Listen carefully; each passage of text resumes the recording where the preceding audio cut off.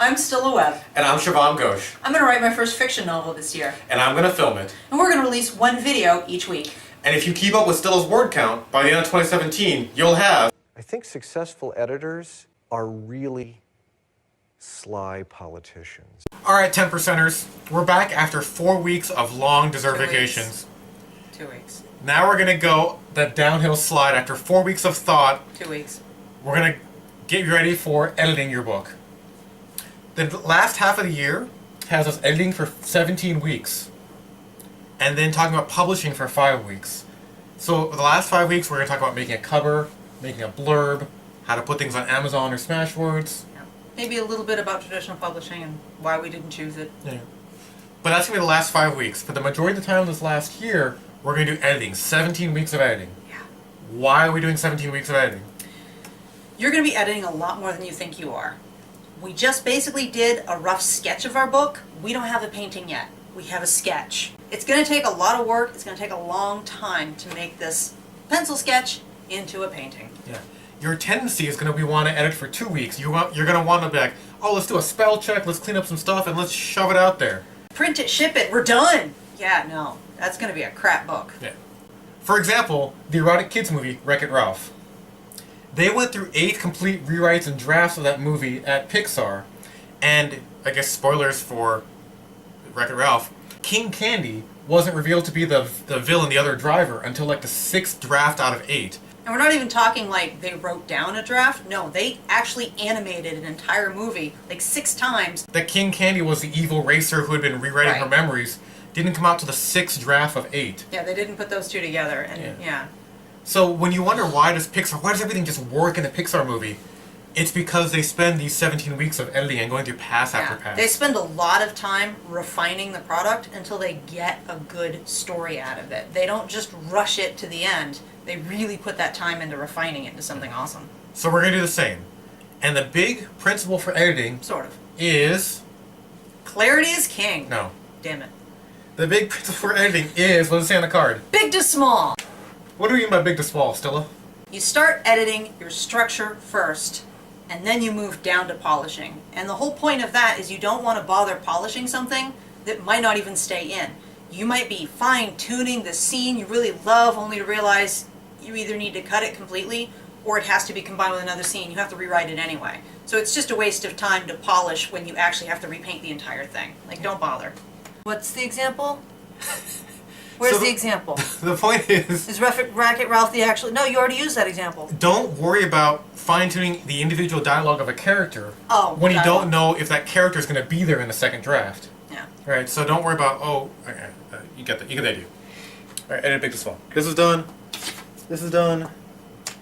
I remember that gams mean legs. This is done. Alright, so when we're talking about the different editing passes we're going to do in these next 17 weeks, what do we typically do first, Stila Webb?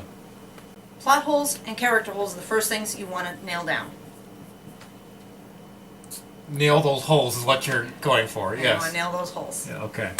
Disclaimer, we're going to talk about movies about women just because we happen to have seen those the most recently, okay? So just go ahead. We're cutting the disclaimer out. Alright. For example, in the recent hit Wonder Woman movie, there's... The plot was, Diana was a naive Amazon, and she's like, I can defeat Ares, and if I do, there'll be no war. That's my purpose. She leaves the island to defeat Ares. Yeah. She goes and she has an argument with British generals about we have to defeat Ares to stop the war. They break into the front line, they sneak into the front lines, and she goes and she finds Ares. After all that, she breaks away from her team in the bad guys closed in section, finds Ares, Ludendorff, and she kills him. And the war keeps going. Yeah. That's a great character arc. That's a great arc and plot. Right. And then, some producers probably like, yeah, but let's actually have Ares be a British guy, and then she kills him in a big CGI battle, and British and German soldiers then hug each other. It's probably actually, like, in the comic books. No, but it's not. Okay. You sure? Because it probably really is. But so that... No, Ares is in the comics. So that just makes it...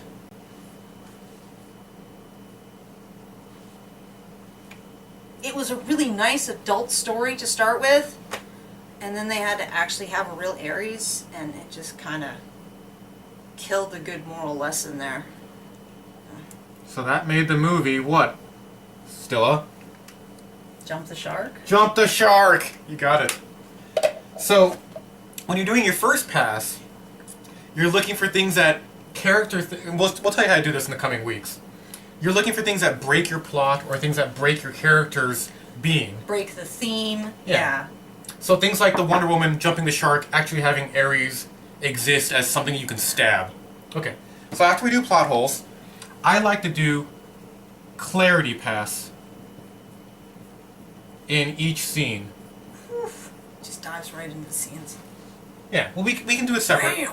But I want to make sure in every single scene, the audience knows what the character wants and how they're going to go get it.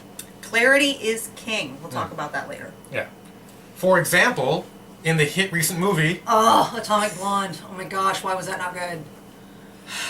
So, Atomic Blonde, the trailer looked great. It looked so good. We were Yeah. so excited. We're like, oh, James Bond, but it's a woman and she's kicking ass and taking names Yeah. and I'm all in. We get there, Oh. way too clever for their own good. If they had just taken a normal, exact James Bond plot and just taken out James Bond and put Charlize Theron in there and changed nothing else, it would have been a 10 out of 10 movie.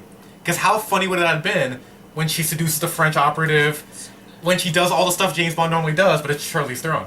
Instead, the first 10 minutes starts off good, Yep. and then you have no idea who's doing what or why and what Yeah. their goal is. There's no goal.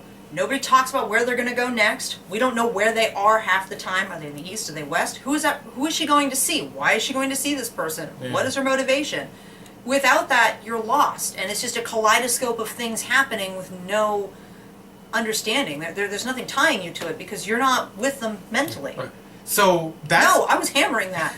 So that's a big thing, and you're going to look at it, you know, maybe entire scenes need to be taken out. Maybe the scene starts at a different time or ends at a different time, or I have to put a whole other character in the scene to explain what's going on. Or somebody actually just says something. Hey, let's go see so-and-so. Cut, we're at Yeah. so-and-so's house. Yeah, so I do an Something. entire pass just for clarity. That's still a big thing. Maybe scenes need to be taken out at that point. Alright, now we're getting into the smaller stuff. I do a pass just for callbacks and foreshadowing. Now explain to the dear viewers what you mean by a pass. Because we're going to be throwing around a lot of terminology here. Sure. And I have different terms for different things. Each one of these bullet points is me starting at the page 1, word 1, and going to the end, you know, as a pass. So one time I'm just looking for, does every character make sense? Does the plot make sense? One time I'm looking for, does every scene make sense? Okay. One time, because if you look for all this stuff like all together, your human brain can't handle it. There's too many things going on. Too many things. So if I can't do all the things. after I get the foundation set, if I'm just looking for an entire pass of callback jokes, people who have read Infinity Squad 1, this is where the croissant strawberry joke came from. I love the croissants. They're always Because eating croissants. I noticed everyone was always eating croissants. Like, that was my kind of go-to default food. If I needed them from the aisle, I'd just eat croissants. And so that became a running Yeah, joke. it's great.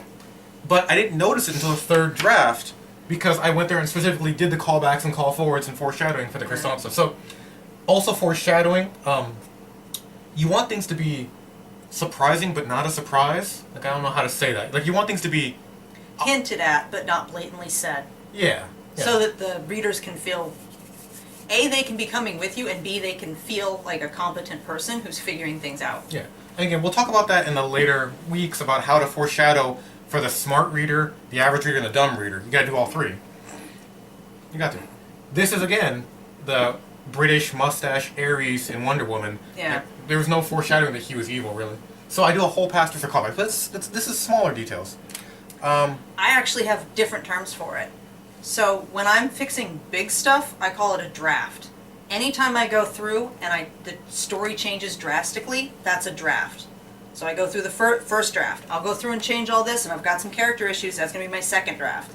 If I have to change a bunch of scenes and take them out and move them around, that's a third draft. And then I start doing passes. And that's when I fine-tune the last draft. Yeah. It really depends on how much of it I'm changing. I'm just saying this because I'm going to be using these terms. People are going to be like, Sure. Always define terms. I use drafts and passes the same. So I do a pass just to make things cooler. So, in my current Affinity Squad 3, I have a lot of places that take place like in jungle, or take place in a hospital. And this pass down here, after I know I'm not going to get rid of the hospital, let's make it a cool hospital. Does it have a really cool glass sculpture in the front? Is there something funny about the hospital? Is there something noticeable about the jungle? Is there a certain smell about the jungle? Yeah. So I go through and I make scenes cooler, people cooler, equipment. Yeah, I can see that. Okay, what else down here? Yeah, see? Yeah. We say yes so much. Oh. This may be a bigger one. I do a pass for each character. This is really to make sure I describe the character's hair as the same color every single time. The character's clothes. You do That's this. why I have character sheets, because I won't remember. I'll be like, crap, what color are they? Gray eyes, gray eyes, gray eyes. But yeah, you do a pass just to make sure the eyes are always gray every single time, right? So you Yeah, do a I pass just for each have a character. character sheet for Does it. each character get what they want? And finally, at the very end, do you do your spell check? You do your formatting, right? Checking on words, making sure that you got the right word. Yeah, are there enough spaces between the chapter breaks? Missing words. All the stuff that people actually think about it as editing, paragraph breaks, chapter breaks, bold, italics. That's the last thing you do. That's called polishing. Yeah. That's the polish. Because you're not going to take any scenes out at that point. Right. So you're going from big to small. That's right. But before all that, Stila, what do? Story grid. Light. So, if you just finished your first draft, like most of you have, a good way to get an overview of what your book's doing before you do any of these passes, before you do any other draft, is a story grid Yes! by What's His Nuts. This is from the book Story Grid by What's His Nuts. Who is it actually? What's His Nuts? Sean. You've never actually said his name. Sean Coyne, to coin a term. So you're going to put each chapter, for example, chapter 1. Do I put that in here? Have you ever worked a word board before? So you're going to put chapter 1, you're going to put a description of the chapter. So put a quick description of chapter 1 there.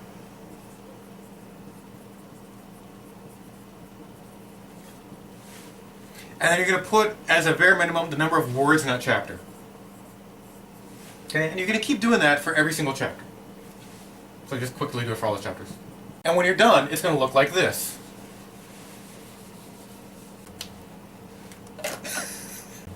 So this is what Stila's story grid looked like. Okay, done. I learned some good things about my book.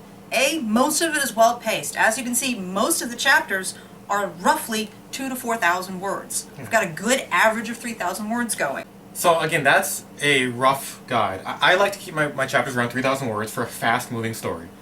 We saw before George R. R. Martin, 5,000 to 6,000 words. It's a slower type of pace. I recommend 3,000 words. Maybe different, your mileage may vary. But still a story grid, except for the ones we've highlighted, they're about 3,000, 3,000 words or so. Yeah, there are only a couple of spots where I really need to work on it. As you can see, they're highlighted in red. My first chapter's too long. I need to break that up. Probably. Maybe. We'll Towards see. the middle, it's a fight scene. I actually need to make it longer. Yeah, Oh no, that's not a fight scene. That's the Unseelie Court. I need to make that bigger. yeah, but a lot of stuff happens, and a 1,300-word chapter kind of stuck out to me. I was like, whoa. Yeah. And then the last chapter... That's just a mess. Yeah, for fight scenes, I will go 6,000 words, because Yeah. a fight scene, it has its own internal tension, so you don't want to break in the middle. But as a first pass, you put the description down, and you put the number of words, and you kind of see everything sticks out. Big chapters or short chapters. Well, how did you feel about your book before you story graded it? Oh, I thought it was I figured nothing. I'm like, oh, nothing happens. Nothing's interesting. This is going to be terrible. I'm going to go through it. I don't have enough fight scenes. Like, things don't happen. I've got whole chapters where nothing really happens. So how did you feel after you story graded it? It's actually way better than I thought. Why? Oh man, it is tearing so fast. I'm just glancing through and I'm saying, okay, this happens, this happens, this happens, and Shavom's like, whoa! Because he's beside me with a laptop, like, filling in the story grid. I'm telling him what's happening. He's like, but that happens already? I'm like, yeah, that's like chapter 3. Yeah. So the words, putting the words and descriptions at each chapter really helps you figure out pacing, but also helped us figure out some other stuff. So I've added some more columns, and in the book, What's His Nuts by Story Grid, makes a lot of different columns you can add, specifically about character, which we'll talk about next week. I added my own columns. So the ones, we talked about why are books cool. Stila's doing urban fantasy. One of the things that make urban fantasy cool is this Revealing the magical world. revealing the magic world. Like, oh, there's a whole other world underneath here. So we made a grid just for her magical world. And surprisingly, there was more in it than I thought there was. You get to see new things about the magical world in almost every chapter. I was actually really surprised at how often that happened. Yeah, and so the reason this will help is as she's going back with her passes, you can see that about from chapter 5 onward, something cool magically gets revealed every time. So her job is just to make sure that reveal is cool, because that's what's driving you through the story of an urban fantasy. Okay? And then, go ahead. The other thing that surprised me is my action scenes are they're well spread out. I didn't realize how evenly spread they were. I mean, they're amazingly well balanced. Yeah. And while doing this, I had an epiphany about the satyr fight, which originally I didn't have a reason for why that was there. I just knew when writing that it needed to happen. And that was me following my gut. So I went ahead and wrote it, but I had no idea why why the satyrs were there, why they were fighting. Like, I don't know, they're just here right now. And then I had an epiphany while filling out the story grid, and now I know why that happens. And I just fixed that scene. Yeah, so this is a good foundational thing that you're going to go back to time and time again. All those passes we talked about, when you're doing the pass for character, the story grid will help you figure out, well, what chapters is this character in? When you're doing, and Is something about that character revealed, or is there growth for that character, in this, Yeah. in every scene that they're in? Yeah. So that was Stila's story grid. My first story grid for Infinity Squad 3 looked like this, right? And so the first thing you notice is a lot of these chapters are too big. 5,000 words is too much, 6,000, 6,000, 8,000, 7,000, 6,000, right? They're too big. So that got me a little bit worried. But when you grid it out by scenes, it now looks like this. And this made me feel a lot better. So as I've evolved, I started doing the story grid scene by scene, not chapter by chapter. So now you can see the first chapter, 4,700 is probably too big. Having a 300-word scene is kind of too small. It's more of a yada yada yada scene. Mm-hmm. I may combine that. But from then on, 3,000, 200, 1,700, 1,200, right? They're not that bad, right? Those scenes aren't that bad. And then I also tracked how many words before my catalyst, how many words before my hook. And about 20,000 words is pretty good. Kind of hooks people in. Also, one thing I'm tracking is the location of the scene. Oh yeah, that's important. Because I wanted to make sure I don't go back to the same place too many times, like it's boring. Mine is sci-fi adventure, so you want to go to new, exciting locales. Yeah. So I've got different planets, underground, ocean, ice planets, desert, indoors. I see a problem later on where I'm going to the ship a lot. The ship is called Profitable Excess. So I might be going to the ship a lot, but you don't realize that until you grid it out. Yeah. Here's what's going to help out next week. This is why your homework's going to be to sort out your story. What the point of the story grid is to make sure every scene has a change in something for the character, because the characters drive the story. So his point of doing the story grid is give each character's emotion a 1 to 10, like 1 is the low and 10 is the highest, and That make was from weak emotion to strong emotion, or are we talking from positive to negative? like if you're trying to find a killer, 1 is you know exactly who the killer is, and like 10 is you have no idea. Okay, so you're trying to get the numbers to go down in that case. Well, you want change. You don't really You care. want change, You don't yeah, really care okay. about progression. And the guy goes into this, but 11 is you don't know who the killer is, but the audience does, and the killer's right behind him, or the killer's their partner, right? So everything goes up to 11 in the story group. So you want to make sure every scene takes that number from a 1 to a 3, a 3 to a 5. So they go into the scene thinking they might know who it is, and then they end the scene going either, oh, I definitely know who that is now, or nope, that's not who it is. Right. The point is change. A scene that changes one of these emotions is good. Okay. A scene that keeps it static probably can be cut. So that's his point of doing the story grid. We're going to talk about it next week. But the reason I'm showing you guys this is I started putting that kind of character column in here to see what each character, or what my main character feels in that scene. How to go from a 3 to a 5, 5 to a 7. So we're going to talk more in depth about characters next week. But this week, we're focused on the story grid. I would also suggest going through and with your chapters, or just figuring out what your main plot points are and making sure that you have all the spots on your story structure, whatever structure you're using. If you're doing Save the Cat, make sure you've hit all the main points on Save the Cat. If you're doing the story circle, make sure you've got something for every point in that circle. Make sure that you've filled out whatever structure you're using and you've got each of those main plot points down and they're done. Well, Or you write them down on it so that you see where your story is currently. even if you write a question mark, like if you don't have a debate, you put the Save the Cat structure, you put the story grid, and you know, kind of cross-columning it, and you say, look, the debate should go about here. So it gives you an idea of what to go back and fix. So Right. So like when we were doing Save the Cat Called in episode 2, where we were trying to plot out my book, do that again with the book you now have, with the draft you have complete, to see where you are now. yeah. So your homework this week is story grid your own first draft. Yep. By chapter, if you don't have a lot of time. By scene, if you have more time, and I think you're going to need to do it by scene eventually. Oh, I'll do it by scene eventually, but So- the scenes and the chapters are almost the same at this point. So step 1, grid out your story. Just put the description of the chapter or scene, how many words are in it, okay? To set up for next week, where we're going to talk about characters, we're going to do one of the big passes. I say look for turning points. So you don't have to get story grid yet, you don't have to go 3 to 5, but how does a character start? How does a character end?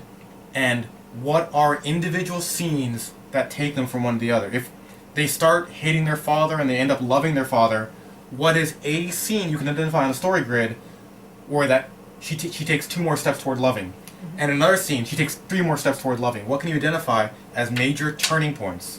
Because you're probably going to leave those in your book and change everything else. Yeah, so true. Okay? So, story grid, identify character turning points for all your main characters, your good and your bad guys. And, Major plot points. yeah. Go ahead and write down, fill out your plot structure with your major plot points as they currently are. Yeah. Just so you know. And then next week, we're going to show you how to really delve into characters and make sure they get satisfied.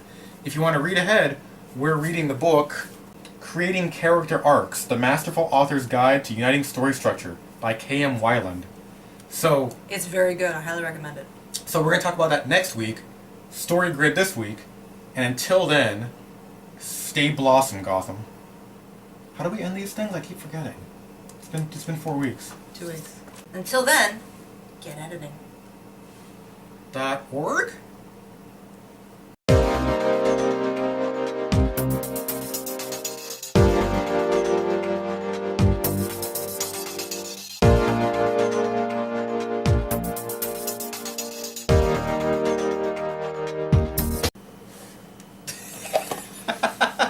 Yeah, you were supposed to do that at the first part, remember? That's big to small. All right.